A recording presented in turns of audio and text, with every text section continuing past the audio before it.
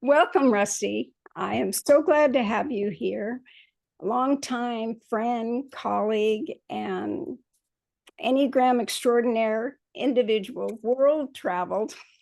I don't even know there probably isn't a continent you haven't been on. Well, maybe. Well, no Antarctica. I've been Yeah, on all that's what I was going to get. Yet.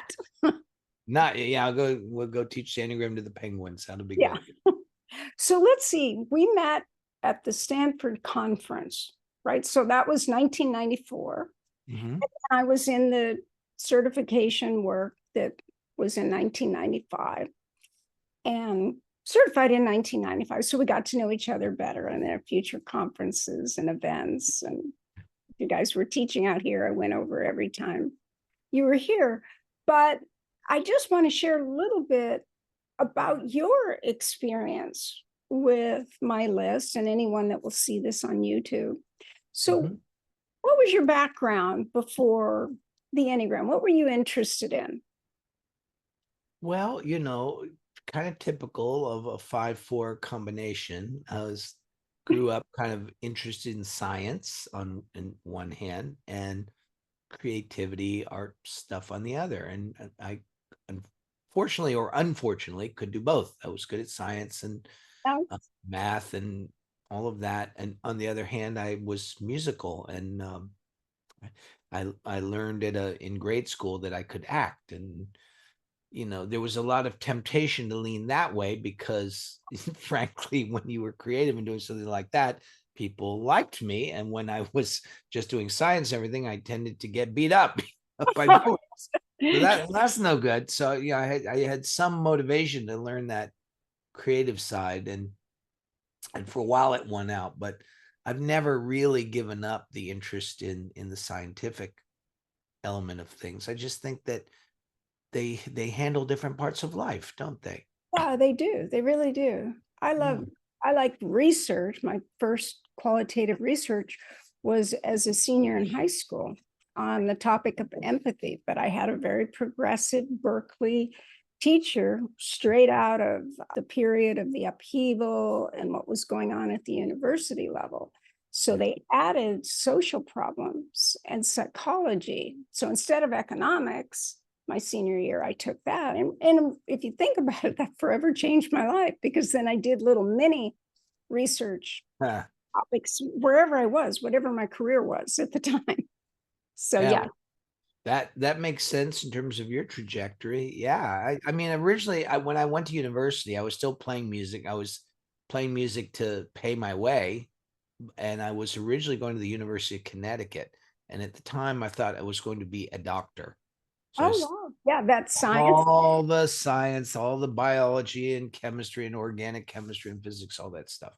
And while I was there, it just was the wrong place for me to be. I mean, it's a beautiful campus and there's some nice people there. It just wasn't right for me.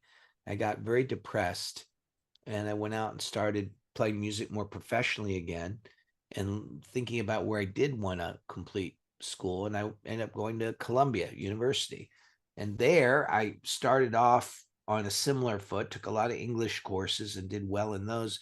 But I got drawn to studying anthropology and East Asian studies, which is what I got my degree in.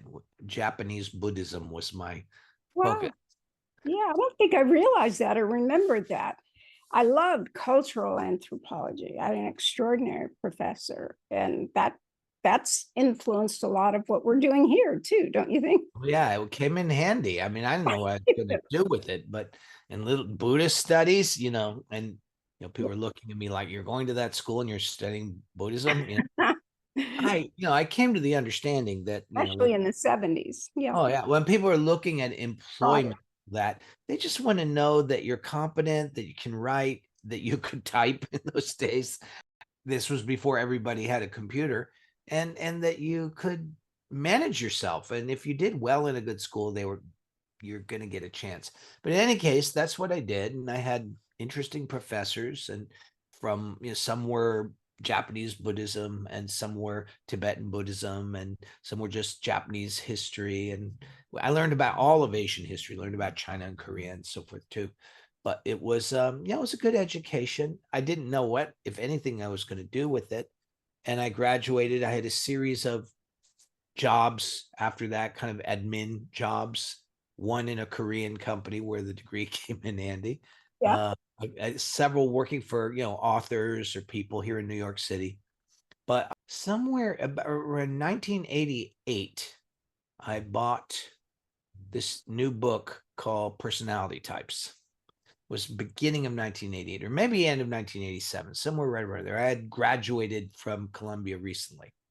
And I found this book, and I at that point, and this is another thread, there's always more than one thread. Yeah. I had already been in the Gurdjieff work for quite some time. I started the Gurdjieff work around 1979. Mhm. I remember one of the first things I went to was Madame de Salzman was doing a private premiere of the movie Meetings with Remarkable Men that was just screened for people in the Gurdjieff work. And that was one of the first things. I was very inspired by all that. But had been doing Gurdjieff work for years. And then I read this book, Personality Types. I said, what does this have to do with the Gurdjieff work? What are these types? We don't do this.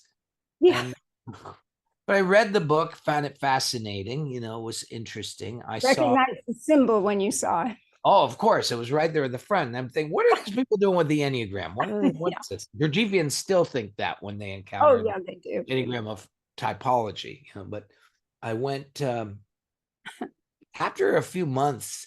The back of the book on the very last inside cover was a picture of Don, and at the bottom in teeny tiny print underneath it said, Don Richard Riso has a consulting company in New York City.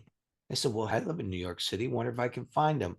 And there was no internet back then to speak of. There was no, so what do you, phone book or directory assistant? Some of you will remember that. And I found him, Enneagram Personality Types Inc. And I called and I got this baritone voice on the That's phone. It right. was him. And I said, hey, I read your book. It's really interesting. I'm in the Gurdjieff work and I'd like to talk with you about it. And he said, well, no. He would do a consultation for me, but he didn't have time to just do chit chat about the Enneagram. So I said, okay. And so there was a very elaborate, long, complicated process of me getting the time away from my job to be able to see him. And I actually had to quit my job to meet the appointment. Oh, There was no way. And then we had no cell phones, nothing. There was an appointment, and I had a boss who kept not letting me off for lunch. I was going to have lunch, and then no, you can't go. So I had to quit to finally meet him. And I think that had an impact on him. And we met at the American Museum of Natural History under a dinosaur. And that was our first conversation. And, later on, we were having conversations back and forth about the work. what year was that? 88, yeah. We were having conversations about the work. He was asking me about Gurdjieff and his views about this and that and what the experience was. And this all went into his second book, Understanding the Enneagram. Some of it was based in the conversations that we were having. And then at some point, I was no longer employed. I got laid off by my company. And I was looking for another job. And Don very shyly asked me to come work with him because he said, I need the help. And he did. And I just became his administrative guy, just answering the phones and maintaining the databases and responding to this new thing called emails. And it was an interesting time. But it was fun because, we would work for a while and then we'd just sit around and talk about the Enneagram, talk about psychology and talk about the work. Those were heady times, as you will remember. Yes, where we just talked about everything in relationship to the Enneagram. And then I, of course, taught everyone around me, not just clients, but all my friends and family about the Enneagram so we could talk about it. Yeah. Of course, it was Penny and I doing that. It was so fun and I loved it. And it was a little bit playing hooky because I think, as far as I know, I'm the only Enneagram teacher that came from the Gurdjieff work. As far as I know. I don't think there's anybody else. And I mean, Ichazo was in a Gurdjieff group. So, he'd be the only other one I could think of. Yeah. He kind of wanted to cover that trail a little bit later on, but he was. And, but yeah, so I came at it from this different angle. Everybody was very interested in the types and describing them and everything, which was a lot of fun and interesting. But I always had this kind of, I don't know, almost moral responsibility. I felt like, yeah, and it's for awakening, it's for presence, it's for seeing what catches us up. And that's certainly what Ichazo was interested in, and certainly what Gurdjieff would have wanted us to do with it. So I always had that kind of angle to it, and was looking at how can we take this beautiful body of knowledge about the psychology of the types and use it in the service of awakening. Yeah, it's so incredible because like Chazo was focused on the spiritual perspective, and then that constant question that the organism, meaning you and I, would be preoccupied with, and what we needed answered. And then it was according to the triads, which is why he called them the instinctual triads, and Yeah. why Naranjo called the subtypes the instinctual subtypes, because they were the little triads of a Ichazo put under each type. It was really kind of an interesting way to look at it. It's just that Naranjo saw something more primitive. And so he thought, well, this is like, he said, within each type, all three triads were there in a primitive way that wasn't really explained by what Ichazo had done. And so it just like, so triad, type, triad again. And then it's the primitive version. So the instincts are simply primitive versions of the higher centers, head, heart, and gut. Yeah, I remember that him looking at it that way, which was quite distinct from how they look at it in the Gurdjieff work. Yeah, I bet. It is a very different thing, and I shared with you years ago, I taught with Armando Molina, Yeah. who really close with Claudio, and they were really in cahoots coming up with this triads and triads system. And Molina coined some name for that approach, and I have his book on it. It was very hard to find, but he was exactly, and that's, both frameworks are held within the Gurdjieff work. Gurdjieff explicitly says, for example, that like in the heart center, there's a head part of the heart center, heart part of the heart center, and Yeah, I remember a that. belly part of the heart center. And that's really, I think, what they were tuning more into. It makes what they ended up observing make more sense if you're taking that as the framework they were working with. But Right. framework I came out of, no, the instincts have individual centers in the body, independent of the other centers. The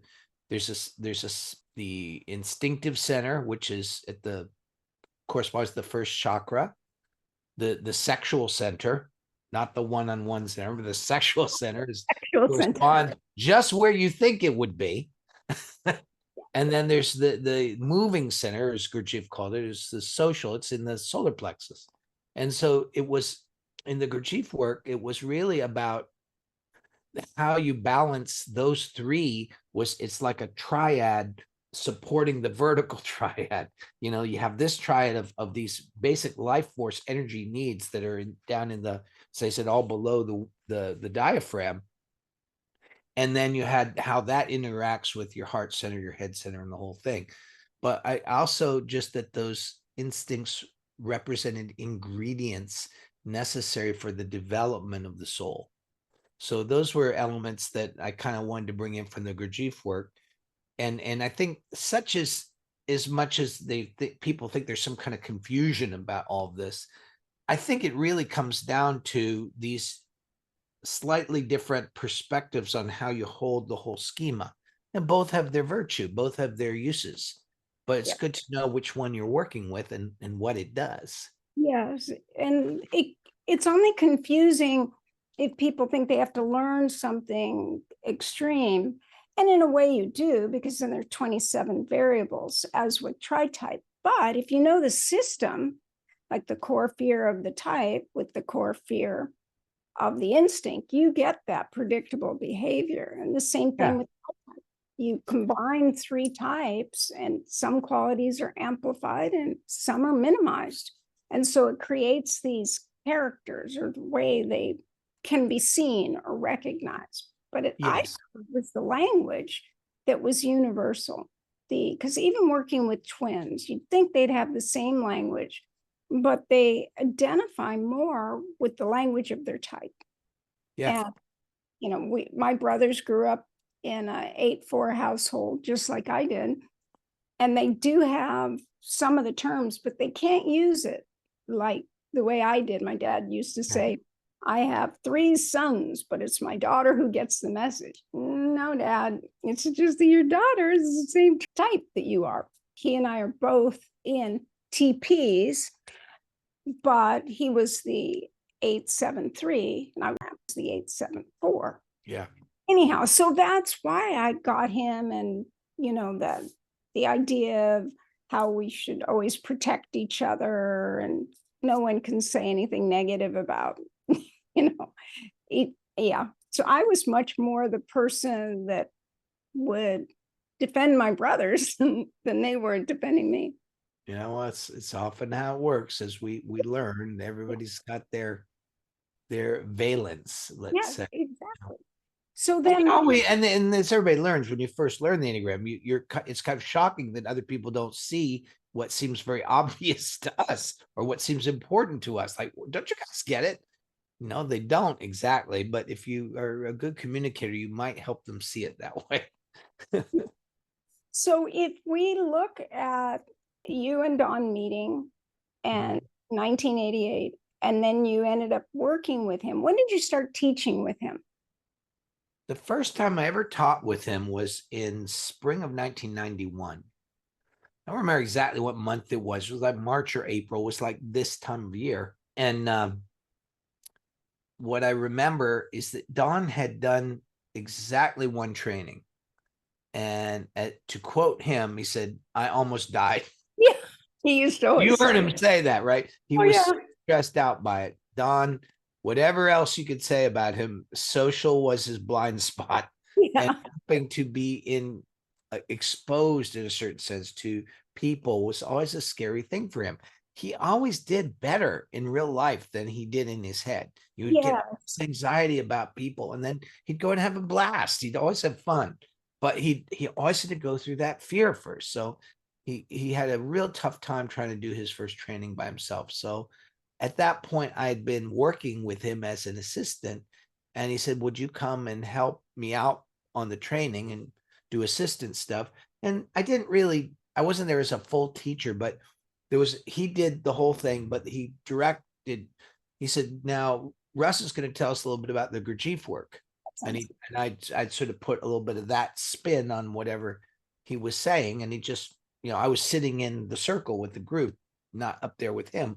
But at certain points, he'd pass it over to me, and a lot of people liked it, and he liked it. So there wasn't, and then I came with him on the trips and so forth, and little by little he realized that I was a good bookend Yeah. to him, and that we had a good way to teach together. So it just kind of happened that way. And I think it was reassuring to him that there was somebody else who could articulate. Yes. And I always got his ideas, but he said he felt I was very good at articulating the ideas that he had put together. And I liked doing that actually back then. yeah. Yeah. And you're very good at it. As you have an entire career sharing that with your own and the merging of the knowledge before and after, and then everything that's come since. Well, another thing about Don that I give him a ton of credit for it was courage on his part. He came to know I was a 5, and he came to know that I was sort of relentless in the way I'd look at something. He used to call me an intellectual pit bull. Okay, there's the 5 for it right there, the intellectual pitfall. Yeah, and so he said he knew that me looking at his work, I'd find all the mistakes. He was right. But he also knew that in him being willing to look at the mistakes was going to take his work to another whole level. And that's what we did. Don was willing to keep morphing and seeing new dimensions, and he didn't think that this was all written in stone. Now, some aspects of it he was a little more attached to, but Yeah. in the end, he was always willing to find a better mousetrap, so to speak, to Yeah. keep finding a better way of articulating the ideas. And it just became less about here's our cool ideas and what of all this stuff is actually helpful to people. That Yes. was the thing. Yeah. And you identify as an INTP, right? INTP, yes, that's right. Just like Naranjo. I experienced discussions with you very similar to the way I did with Naranjo. I used to have a kick when we talked together. Yeah. As soon as he sat down with me, and this was also Molina also nailed me on within 5 minutes. And Claudio too says, "You of course are a fellow 5." Yeah, I can't quite. Yes, that When at least that's my take on it. If you see something else, I'm always, I keep always reminding people this isn't our identity. It's just it's a help to see what our psyche is up to and how we concoct an identity and what we're not seeing. And so, if you use it that way, it will keep being helpful. But I think that after all these years, I've tried on pretty much all the types to see how they fit, and I come yeah. back to 5, for better or worse. Yeah, and that's why I think the instinct and the tri-type is so helpful as to why we can be different. And then I find the Myers-Briggs types, or the 16 personality types in particular, help to talk about the process style. So instinct is primitive part of us that triggers the whole thing. But then our types determine how we're going to evaluate that, or the threats to the idealized image. And then the 4 fears arise, and then the defense strategy goes in. And that's what Naranjo added. He said that there was only the kind of spiritual perspectives and what was in the way of doing deeper work. And then Naranjo, I think you knew he had a Fulbright scholarship to Harvard, Yeah. Ohio State. He did personality research there, and then ended up in Berkeley, and then made that his home. But it was all focused at that time originally on personality study, research in particular. And then, of course, he also worked on therapeutic research drugs, which are now coming full circle and are back out there using the street name would be ecstasy, but to assist in couples the way it was in the 80s. Right. Yeah, he was, that was his spirit. He was really a researcher. He was very much involved with psychology. I think when you go back and look at what Ichazo was originally saying, which he lays out a lot of the schema and the core of it and how it plugs into spiritual tradition, and he articulates that in a way that was compelling. But you have to give Claudio the credit for really seeing the deep interface with the various models of personality and psychology.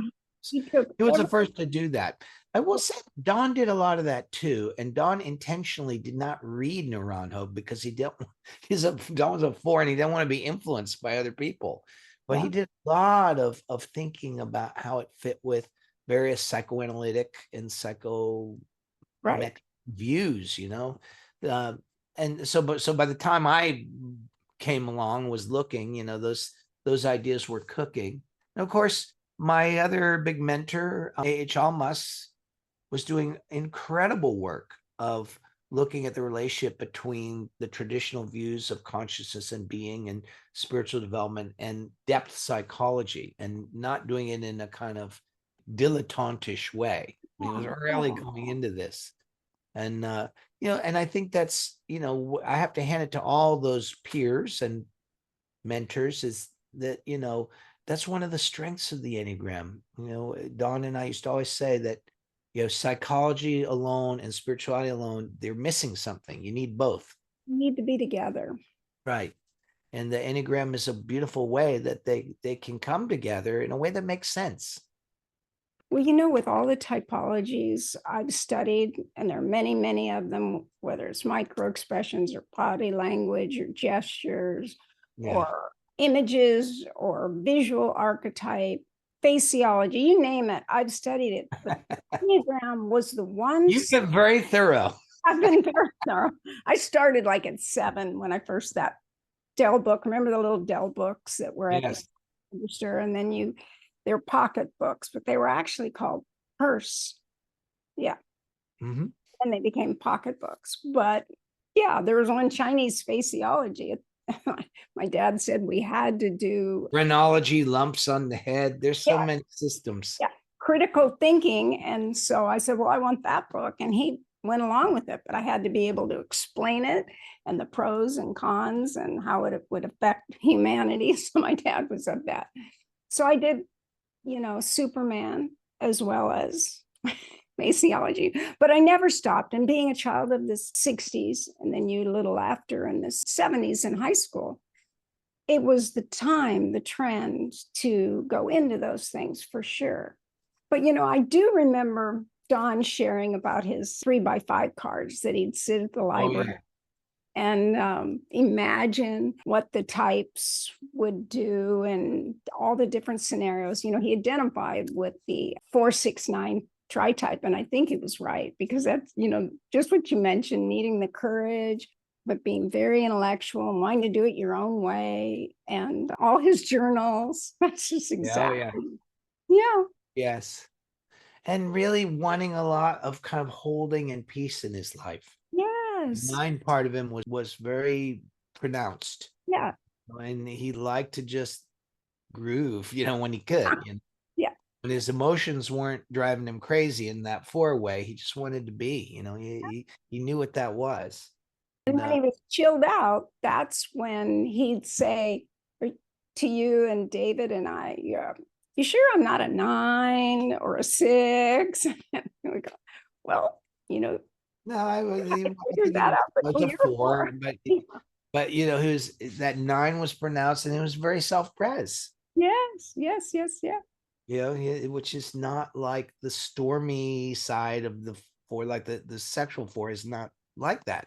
Exactly. Totally different. Remember many laughs about the difference between the self-presence. Oh, yes. I was wanting to come back to when you started teaching together, and then when you started to move into the international arena, which I didn't do till 2009. I mean, I did the conferences, but they were here. They may have had international people. But when did you guys start traveling? Well, neither of us, we were both a 4 and a 5. We were like, yeah, let's get out there. It wasn't really like that, especially not with Don. He was quite content, but he knew that we needed to go out and kind of spread the message. Yes. And he was very concerned that other messages were getting spread. That's true. And so he didn't want to get left in the dust. And we're looking at Europe, but we didn't get invitations. Our first invitations internationally were to Asia, and first to Japan. So 96, then 97. Yeah, we went to Japan for the first time, I think in 1995. Actually, it was 95 or 96, because I remember there was that first Stanford conference. 94. That was in 94, and the Japanese group that ended up inviting us came to that conference, and they were watching everybody and taking notes. And at the end of the conference, they approached Don and me and asked if we would consider coming to Japan.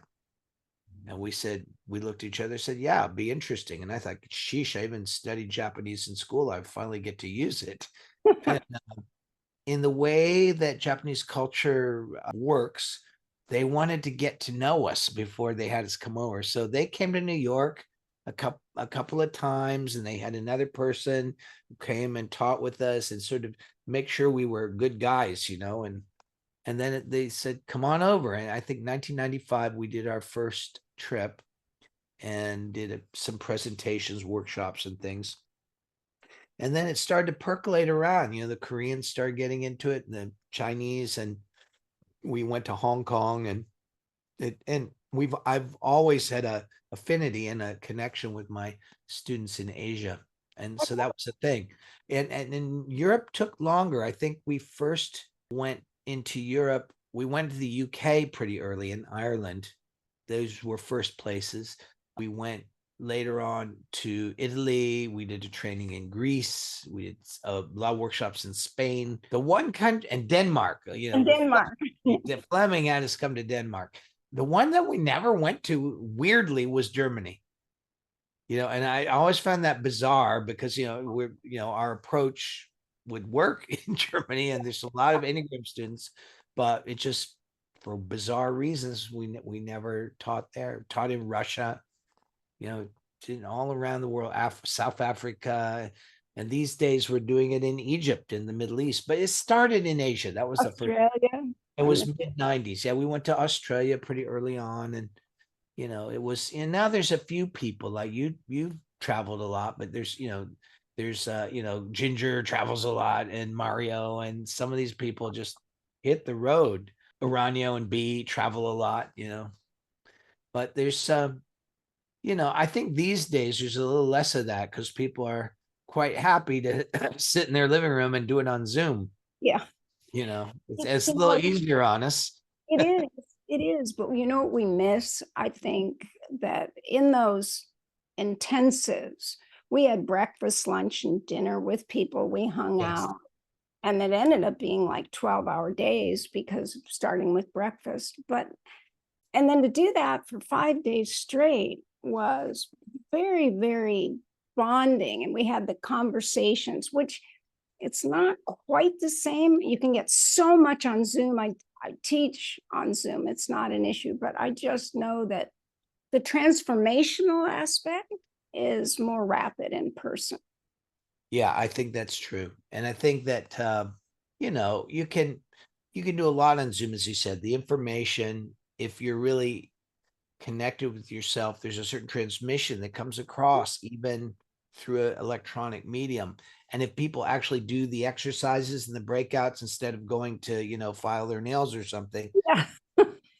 They're going to get a lot out of it. If they don't do that, then it really lessens the impact. But yeah, I just was in New Mexico leading a retreat with my friend Catherine Bell, and the people were so ready. We as soon as we sat down, went boom. The heartfulness, the presence. It was, people were ready to go, and there's a quality there that just you can't get to the same degree through these little screens.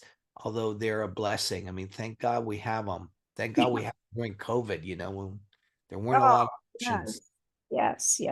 So true. I mean, that's when I did my first videos just for YouTube, because so many people were home and a lot of them were uncomfortable or scared or trapped. And so I just started offering those panels and just kept going. Yeah. And why not? It's like, and people, it was helpful to people at that time, because we were all stuck. We couldn't get together. Yeah. I think the future, I like the idea of doing kind of hybrids. Some things are going to be online and some things will be in person. But I like to think it's going to make the in-person events more special, because we will realize they are something precious. Yeah. Time we can spend. Certainly I do even 6-hour coachings, but that's with 1 or 2 people. And you can go deep if you have everything in place to facilitate that. And, my in-depth inquiry is tracking people's emotional expressions, so I can tell if they really believe what they're saying or not. And that takes it faster, but there's something about, at least for me, maybe as an extrovert, that I got out of those exercises and the diversity of people. Yeah. In fact, it was the Stanford conference that made me realize, now there are enough people to do more significant study. I had begun it in 1994 before the conference, but then I had all these new names. How many people were at that conference? Like 1,200? 1,200, something like that.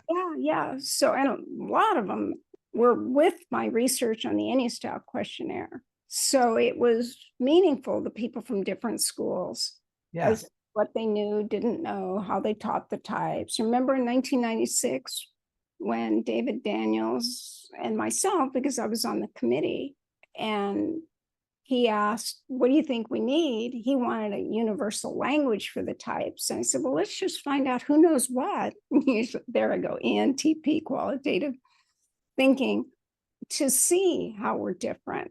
And that was a very meaningful conference. And it was the first time I saw you speak without Don. And people just thought you were outstanding, that you're incredibly articulate in a kind of factual, nonchalant, non-threatening manner.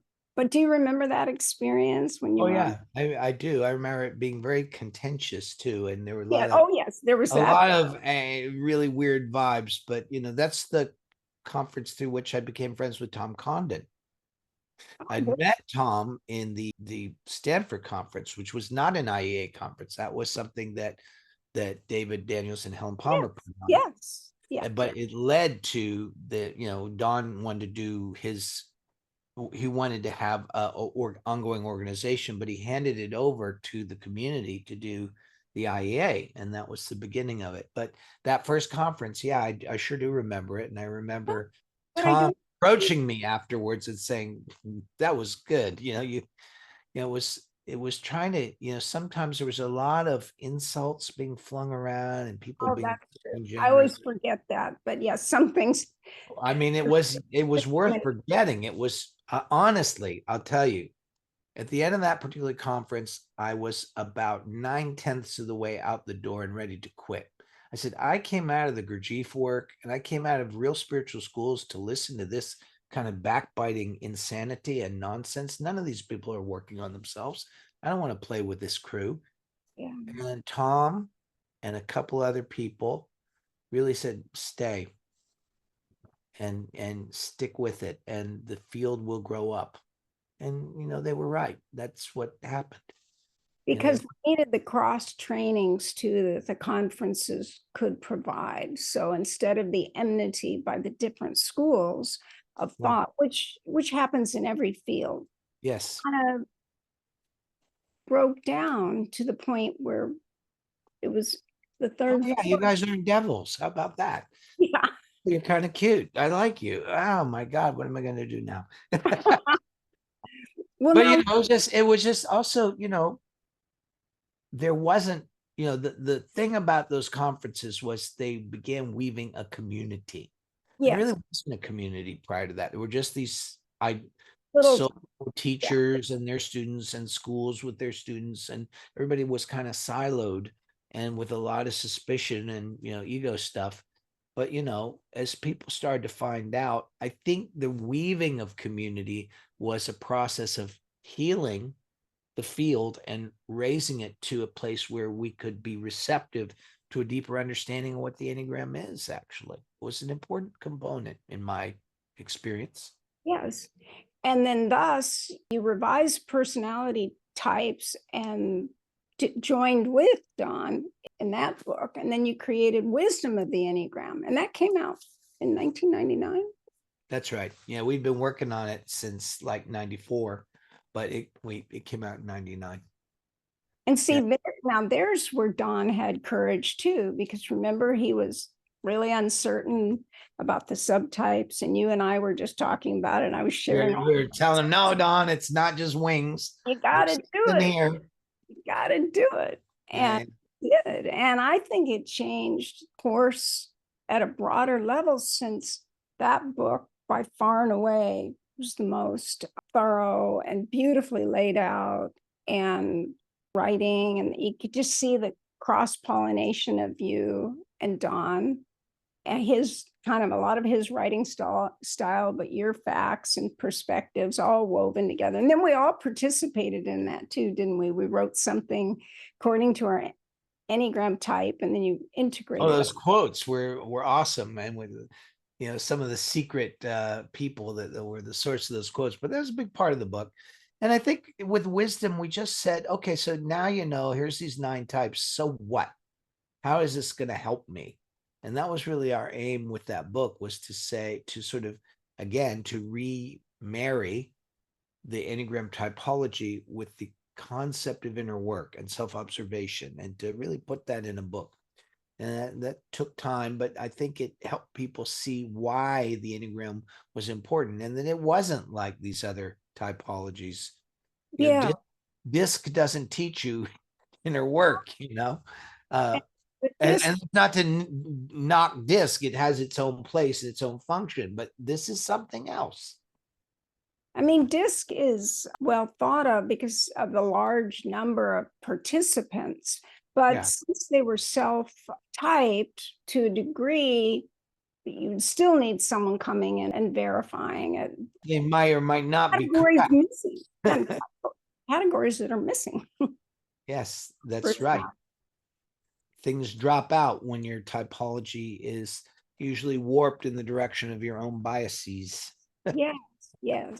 Well, you probably remember that I learned about the Enneagram from Kathy Spieth's training manual. Yes.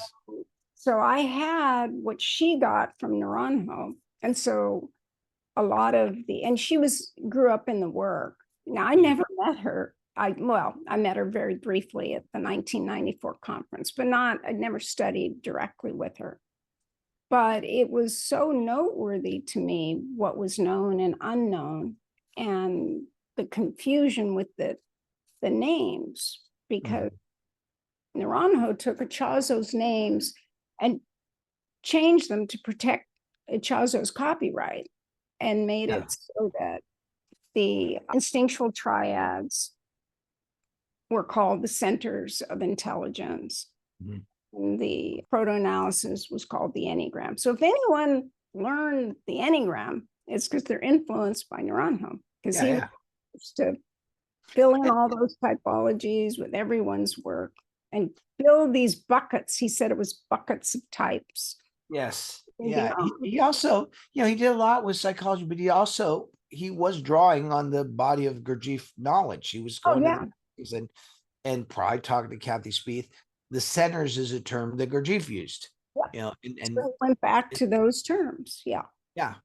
It was, he was a little bit of a disadvantage because he wasn't himself in the work. So he had a good intellectual grasp of what those concepts were, but he was a little bit at sea with what some of the implications of them, which is, I think, part of Ichazo's beef with him, actually, because that was more Ichazo's bailiwick. But, Claudio did a lot of the work of discernment and discriminating and clarification of categories, which was very important. Yeah. Really, that was a big thing. And I give Don credit for that too. People, I don't like to complain, but people borrow from Don's stuff constantly.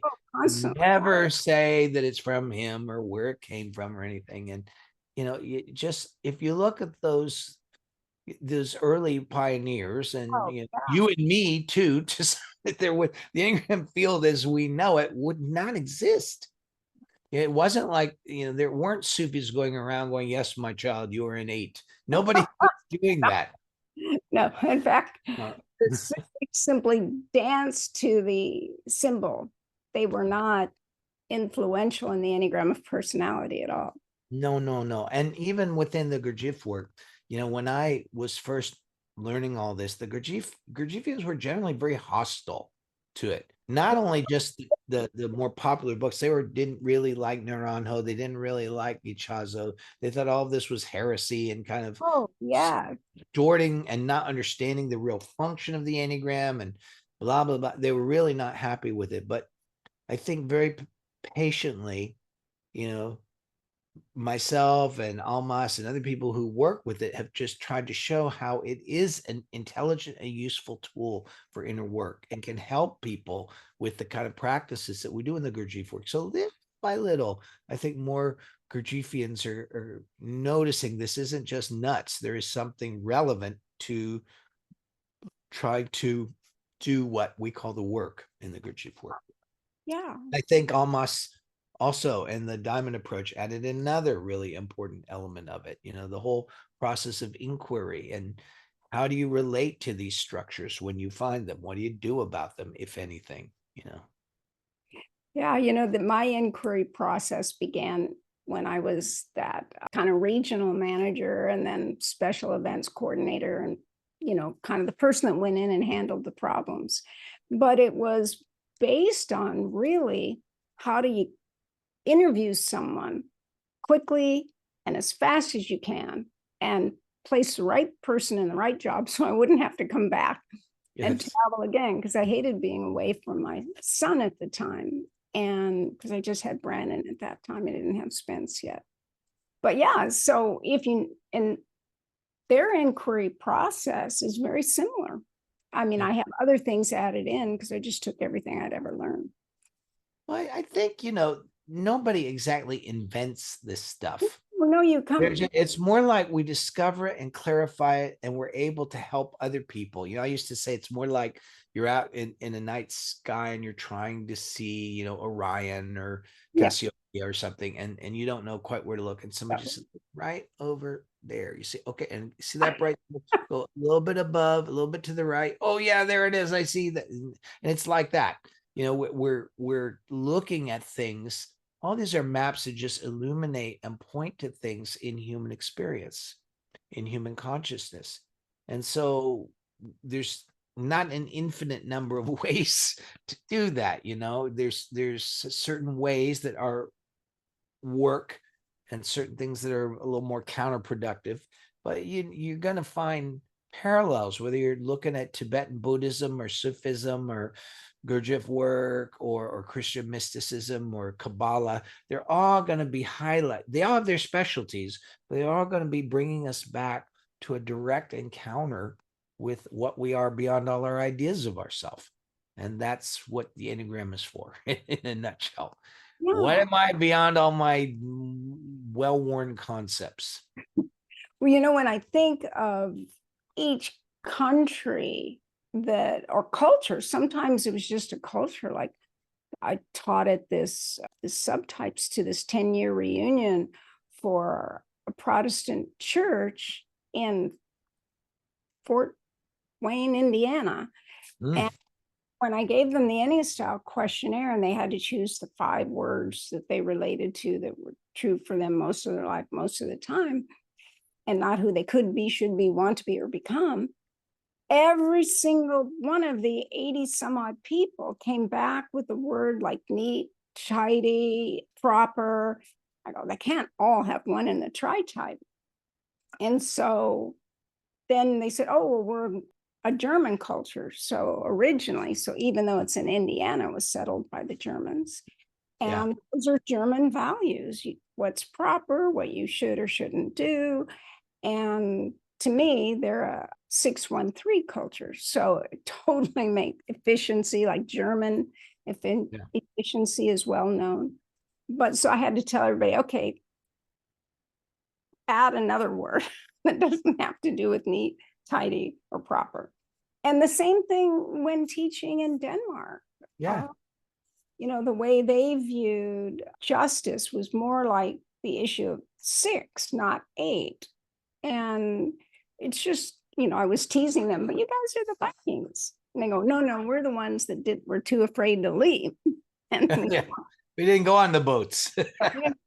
We were scared and stayed here. But yeah, so what have you noticed in different countries? Oh yeah, a lot of things like that. I mentioning I've worked a lot in Japan, and I have come to have a pretty good appreciation of the way Japanese culture holds things. Here in New York too, I still love my Japanese food, and I'll go to I have like real inns in some of the very hard to get in Japanese restaurants simply because I have good manners for a Westerner. I speak some Japanese and I'm appreciative, and and Japanese culture, in contrast to US culture, for example, is very social dominant. You matter. You're always aware of others. You pour someone else's drink. You serve their food. You don't serve yourself. And there's this whole idea of reciprocity. So it's also very 6. It's social 6. Yeah, I agree. And they have other things they're tri-type. I would say they're heart type. They're probably there's a lot of 4 in their culture. Oh, for the honor and and the type of honor and the aesthetic and all of that, but it's not the main thing. It's 6 is the main fixation, and probably, I think 9 in their. That's what I think. It's not 1. It's not 1. The Japanese will not tell someone that they're wrong. No, That would take a lot. They're 9. It's all about saving face, keeping things smooth, keeping things calm, flowing.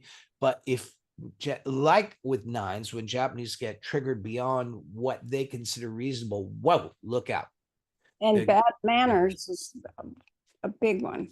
Yes, bad manners. You will get They may not say anything, but you'll never be Oh, back. exactly. Exactly. But yeah, that was a big thing. But it's funny how culture. They joked with me that when Claudio first went over there, he thought everybody was a 5 because they were so quiet and introverted. Yeah, But it was the culture. They weren't a bunch of 5s. exactly. And there are rules in that culture about maintaining space and not encroaching on people. You don't just go up and hug somebody. Yeah. Dawn did that once to one of the young students, and she screamed. like, I said, Dawn, I told you. And he laughed and apologized. It was very good, and we got on with it, but he just forgot we're in Japan. It was it's interesting how the types work it out, though. I used to say, it's really hard to be a 2 in Japan. Like, how do you create contact, physical closeness, physical intimacy? Yeah, and so they have to find ways. So Japanese 2s will always find a way to get a little closer than is the norm, but they still have to respect the boundaries, At one of the we used to joke that one time in Japan, you have permission to get huggy wuggy with people when you're getting a photo. So everybody's like, That's peace signs and they're all hugging. But so if we noticed that the 2s always had a camera handy and would hand it off and then jump in the middle and get the picture. Everybody they get their contact needs met, but every culture is different that way. Brazilian culture is very the opposite. It's very huggy, very contactable, very physical. And there are 5s in Brazil who have to sort of okay, how am I going to navigate this huggy culture? And it's in Australia, the 3s complaining that, they wish they lived in the US, so they're wanting to stand out wouldn't be seen as a negative. And the 9s said to the 3, yeah, we cut off the tall poppies. I'll never forget. Yeah, it's a lot in Scandinavia too, and so forth. I remember the Finns see themselves as very 5, and I remember David Daniels telling me he says Finland is tough. He says I love them over there, but they're tough because you don't get any feedback. You don't know if they like you or don't like you. It's just like talking, and I didn't have that experience at all. But of course, I was like their long lost cousin. Like 5-ish ways they completely related to, and they're playing me their favorite death metal groups and all that stuff. It was funny, but every culture is different that way. And it's important just from the point of view, when I've talked with people who want to be Enneagram teachers, authors, facilitators, we have to learn a certain degree of cultural fluency. Absolutely. That diversity piece, not just because it's politically correct, but because you won't reach people if you don't do that. We saw very quickly in Japan, you can't really do panels in Asia. They'll do them, but you won't get anything interesting. They're just going to tell you how much they love their mother. Yeah. It's not part of their culture. Japanese people are not going to get up in front of a room of people and share their inner life. We're very contained, and one might even say repressed culture. So that's not going to happen. So we had to find other ways to get the Japanese to sort of tell their tales, which we did. The Japanese co-created that with us, so it was very cool. And same Koreans, Chinese, if you're teaching in Africa, it's going to be different. You're going to teach in different European cultures, as we said. It's different. Oh, yeah. Even in the US, things that fly in California may not fly in South Carolina. Right. Well, remember, I don't know if you had this experience, but in Italy, they're just so laid back. Everyone can kind of do their own thing the way they want. I remember the last time I taught there, everyone had their cell phone on, and they didn't have it on vibration, and they didn't do any group self-correcting. So I just knew it was a value, but they were recording the training. Yeah. wanted it, but they didn't want to be deprived of their phones. But I'm thinking, well, why couldn't they just have it on vibrate? But they didn't. Yeah. It's just like with Enjoyment, people's sense of timing, and it's very different in different cultures. I noticed, like in Japanese, if the workshop starts at 9 a.m., I walk in at 9 a.m. and they're all sitting there at ready. attention with their notebook open, ready. But that's not Italy. That's not Mexico. That's not a lot of countries. Oh, nope. I learned in Mexico that people have that more like the Italians, like they're going to do what they feel like doing. And whenever we took a break, they're getting these long conversations and hanging out and joking around. And, I realized there was no way I was going to shift that part of their culture. And so if I learned to say really, because if I said 15 minutes, it'd be an hour. Yeah. Because 5 minutes and maybe it's 25 minutes. Yeah. But at a certain point, I just say, look, guys, I don't want to interfere with your hanging out and connecting, but I'm going to run out of time. I got to do 9 of these. What do you think about us going a little later tonight? Because if we don't, I'm not going to be able to get through all 9 types. And they say, oh, yeah, that's okay. So I just went with the fluidity of that culture instead of trying to control it as some upright American. Exactly. It's not going to work. And then subsect cultures that are, like, as I mentioned, an area within a state in the US, the same happens based on the values that come together. And you have to adapt to those. Like if I was teaching to a reformed group from a particular religion, let's say the Jewish faith, and how they, even on Zoom, they shouldn't be talking, a man should not be talking to a woman like this. Right. But the sevens in that culture get around it by saying, well, it's really not in person. We can't do anything inappropriate. And I'm thinking, well, potentially you could, but it's just this, you have to understand those. So one time, yeah, exactly. Religious the mores, men were in one cultural room mores. and the women were in another. Yeah. And I came in via Zoom. But yeah, or whether it was, just all these different, or families. Have you ever taught to families, like extended family? That's fast. Cultures. Yeah. Oh, yeah. Definitely have cultures. Yeah. And it's just, and this gets back to what I'm forever saying. Like I teach sometimes with other facilitators courses on the Enneagram and coaching.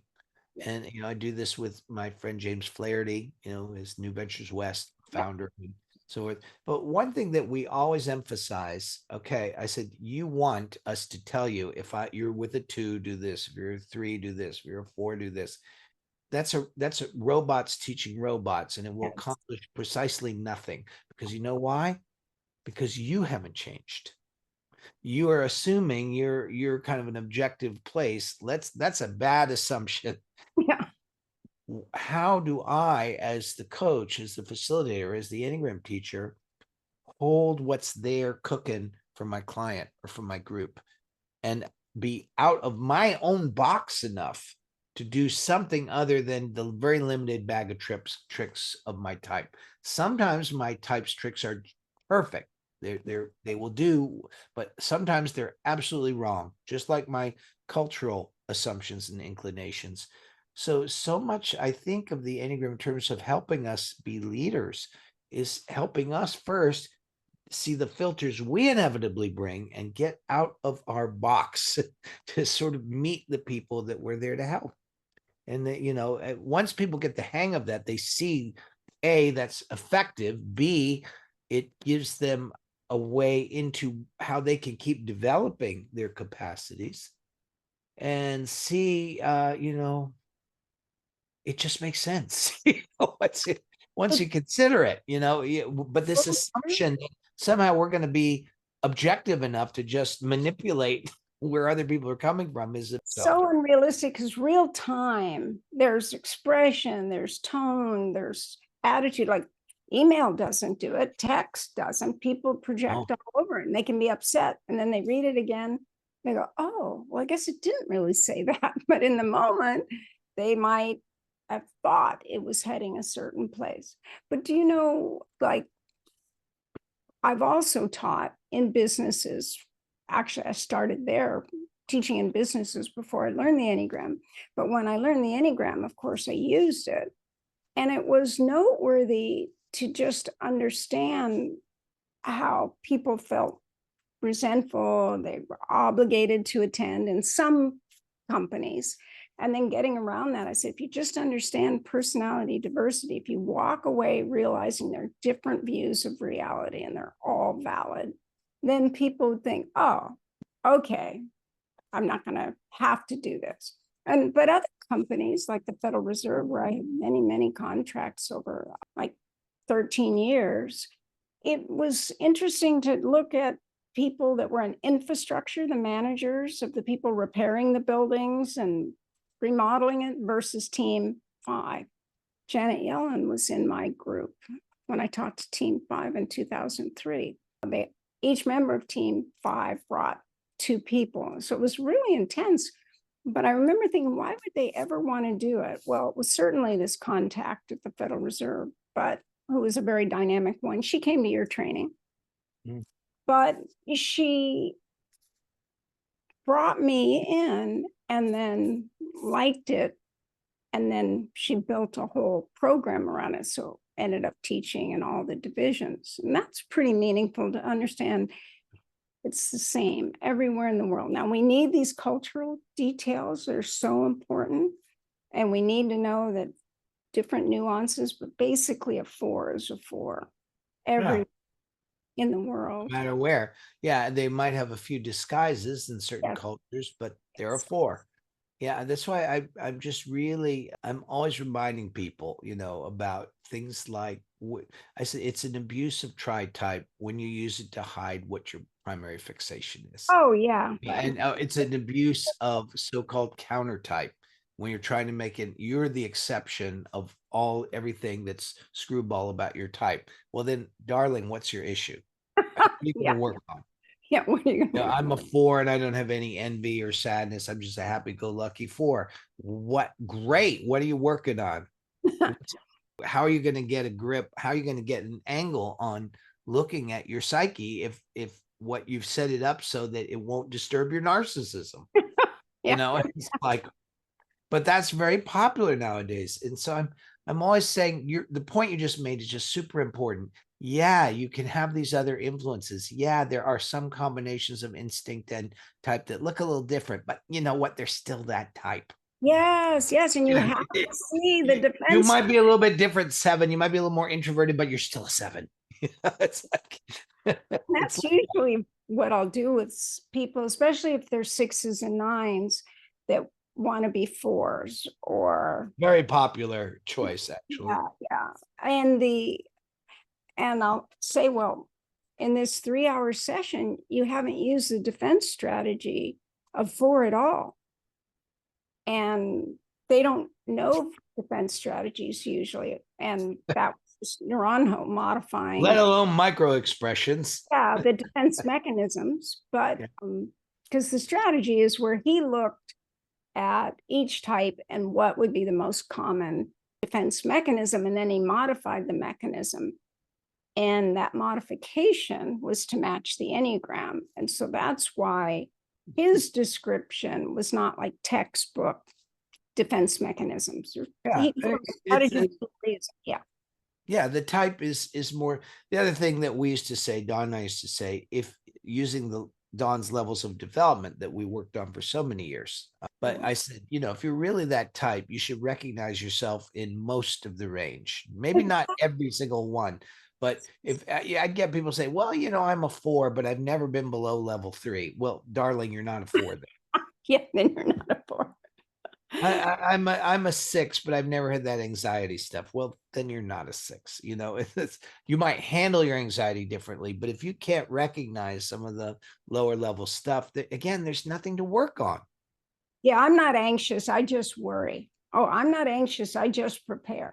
Okay, why do you prepare? And then it gets right down to, but they don't want to see it. And I Yeah, understand that. that's the value of the descriptions, is not like it, you don't get a prize for joining the correct club, but it helps you see what you need to work on.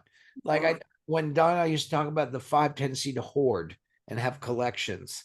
And we had a friend who was there, and he was there with his wife, and he was convinced he was a 5 because he was a college professor and everything. We're talking about this, and people were asking for examples. So I was giving examples of these kind of collections that 5s have. And he's like shrugging, doesn't have any. And, he's looking at his wife, and he's saying, well, I don't think they're right about that. No, darling, you're right. It's a very smart 9. Yeah, yeah, exactly, which is what Ichazo was. He was the intellectual mind. 9s can be brilliant. They can be amazing. Tragedy that it was lost to many schools with the dissemination of the Enneagram, that they think, oh yeah, that person's too smart. Remember Cliff? Yeah. Cliff was the 953, just brilliant genius. Smartest people I know, some of my besties are just brilliant 9s. 9s can be super creative, brilliant, and everything. And that's a great way to get back to what we're saying. Our Enneagram is not an all-inclusive membrane to hold everything about us in. It's how we manage our emotions, how we manage life situations. A 9, I can be so talented, so brilliant. I can do all kinds of things. And when something comes up for me, I'm going to use a 9 defense, as you're saying, a 9 pattern to manage what's going on with me, which is very different than what a 5 does, or what a 4 does, or what a 6 does. And, but part of the problem is, if I may be so bold, the Enneagram and this kind of understanding was not meant originally for mass consumption. Or a shallow perspective of it. It was meant. If it's mass consumption, it's going to have a shallow perspective, because where the Enneagram type structures exist is about 3 levels deeper than where most people have their attention. Yes. It will challenge our self-concept. So I get all these young people, well, I resonate with the 4. Oh, I resonate with the 2. That doesn't mean anything. That just means something matches your narcissistic self-concept, but it may or an be aspect of your personality without being the driver, the motivating factor. Oh yeah, like back to the levels. Do I hang out at 8 and 9 or 7 even? No, but do I know the feeling of wanting to tease in a way that is kind of like Naranjo included sadistic with the unhealthy 8s? I said, wait, you think all 8s are sadistic? He goes, no, just unhealthy ones. But anyhow, there's truth in it, because the way I would tease my brothers, or just, do you remember Kids in the Hall? They'd want to pinch off the crushing your head. Yes. Well, that is the way I think internally. I'm maybe not going to say it. I'm not going to pull out some sort of weapon and dominate that way. But I had to admit throughout my life, You got to be able to relate to it, even if it's not where you hang out. You remember when I was talking about the 4s? By torturing you, I am stopping my own torture. Yeah, I'll never forget that. It's so perfect. Yes.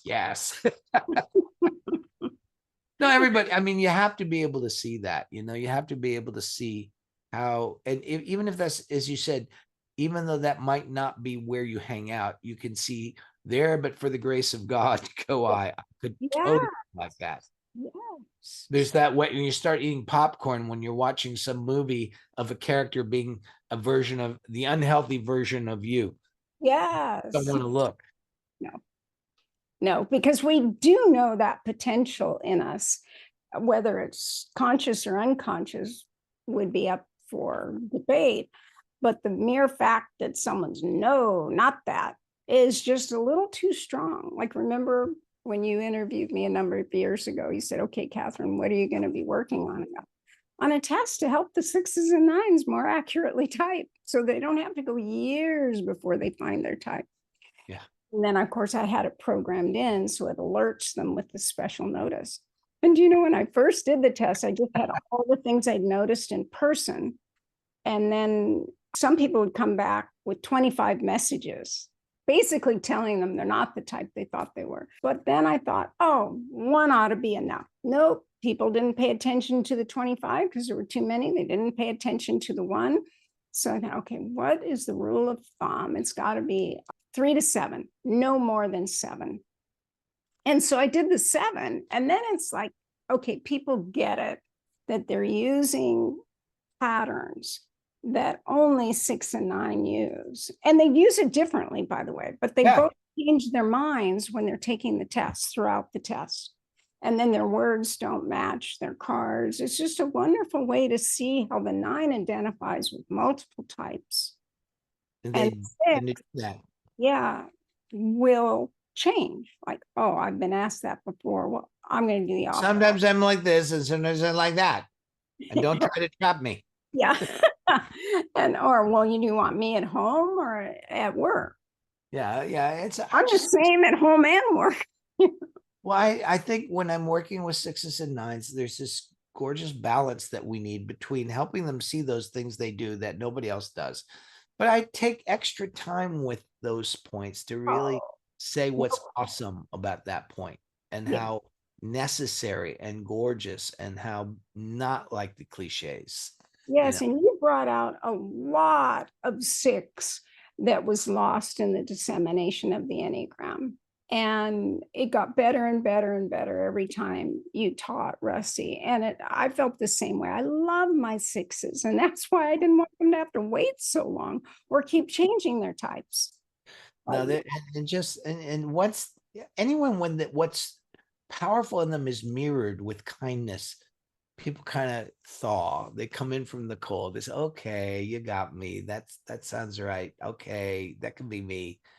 Sometimes it's so funny with this. I told the story of when I was teaching at Esalen for years, and there was this woman who kept coming to talk with me, who was part of the community there. She didn't come to the workshop, but she just come and pick my brain every time and try to get me to tell her what type she was. I said, I don't really like to do that. I'll ask you questions, but you have to come to the conclusion.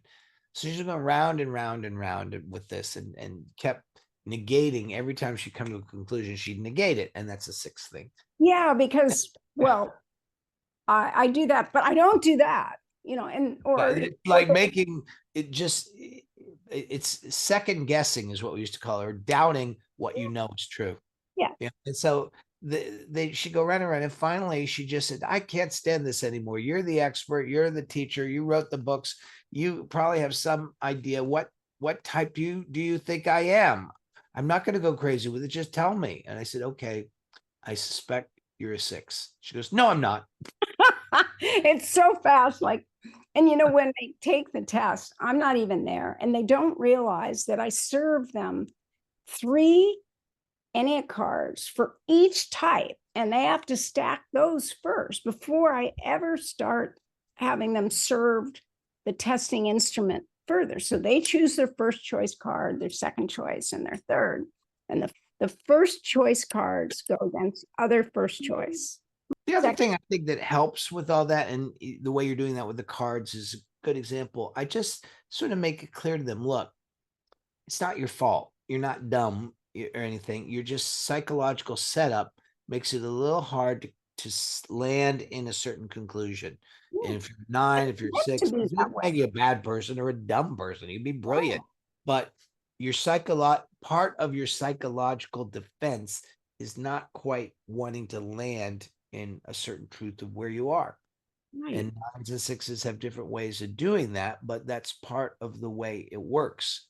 So, I just said, look, that's part of the pattern. Can you notice that? And then okay. It's so much. I tell the students all the time, did you set it up this way? Did you wake up one morning and say, gee, I'm going to do schizoid defenses all over the place and not let anybody no. That's how I want to live my life. Hey, I'm going to just be a narcissist. That sounds good. Nobody decides this. It isn't like a moral failing or something. It's a pattern. It's a program. It's how we're imprinted. But the liberation is in being willing to sit in the truth of that. And then you go through it and something else becomes possible. Right. If nothing else you learn from the Enneagram, I hope. Yes, and even if that. people don't get all three types in their tritype, most people get at least one, actually two. But some people, if they have 6 and 9, will only get one. And that's because 3, 6, and 9 take the shape of the strongest type in their tritype. And that's what they identify with. So there's even a pattern within a pattern, but both 6 and 9 change their mind. And the reasons are different. But I didn't intend to find that, by the way. I just noticed it because remember that the first core fears idealized image test I had where they had to rank all 9 in the order, but I had them broken out by center. And that's when I noticed, oh, wow, there's always one from each center. Now they might have had 2 in a center, but always one.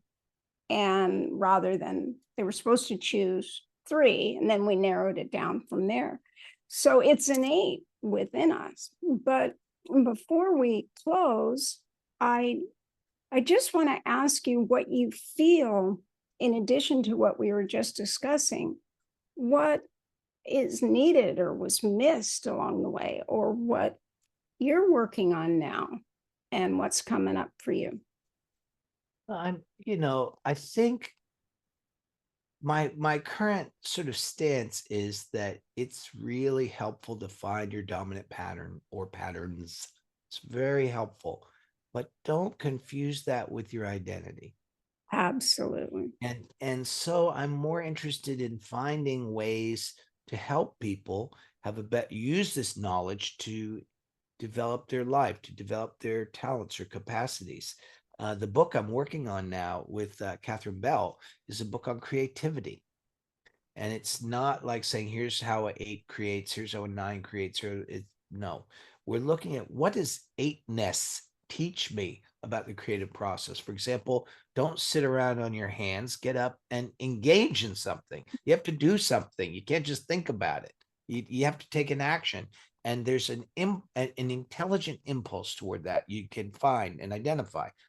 And the downside of 8 is becoming over controlling about the process, where you just strangle it unwittingly. You don't mean to, but you're trying too hard to get it a certain way, and it's like forcing a flower to grow.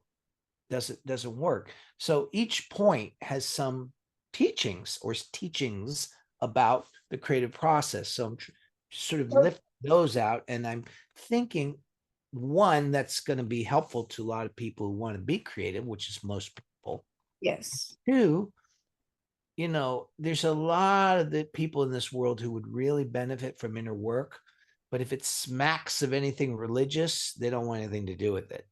And that's a lot of young people, particularly. But everyone should be creative. And for my money, the place that creativity comes from is the place that the inner work is pointing to. So without having to resort to, various spiritual or metaphysical language, it's a way to get people to see the value of inner work and of getting to know what they are on a deeper level.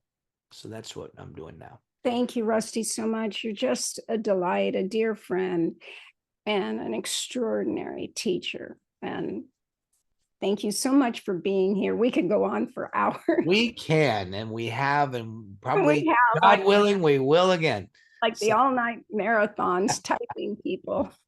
Well, I hope we get a chance to hang out soon and catch up. And yes, and I really, again, appreciate the way you continue to carve out and unpack all that you have discovered and mapped about this system in your life. So it takes, more than one of us to get this all. Yes, and we all have different background before we came to it, and we're going to bring that with us. Yeah.